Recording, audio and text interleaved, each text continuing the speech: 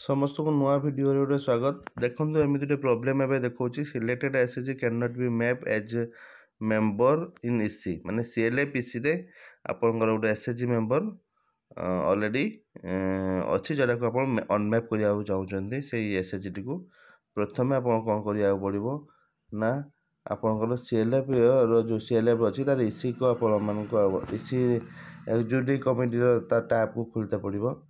खोलला पर आप देखिए ये से एसएचजीटार जो आप अनमैप कर तार गोटे मेंबर ये गोटे इसी होगी से क्षेत्र में कौन करेंगे सिंपल से जो डिलीट बटन अच्छी से डिलीट बटन उपर आप क्लिक करेंगे। क्लिक करेंगे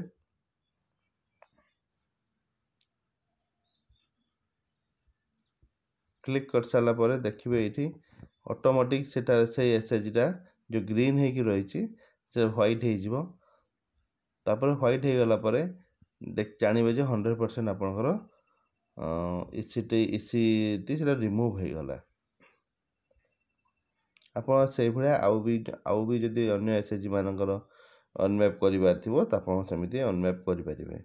बर्तमान कौन करेंगे ना आप प्रोफाइल को आउथर जी बेसिक प्रोफाइल जेहेतु ये आप इसी चेंज कर से रिजोल्यूशन कॉपी मांगो तो रिजोल्यूशन कॉपी देदेवे क्रॉप कर ने क्रॉप कर सारापर आउ थे आम से जो एसएचजी जो एसएचजी अनमैप करने को चाहूले से आउ थे खोलिया पड़ो। से तृतीय नंबर जो टैब अच्छी द्वितीय नंबर टैब रे क्लिक करेंगे। क्लिक कलापर से विलेज आपणकर जीपी ऑफ विलेज देवे से एसएचजीटा मार्क करेंगे तापर अनमैप करेंगे। अनमैप कले डेट मांगो आज का डेट देदेवे तापर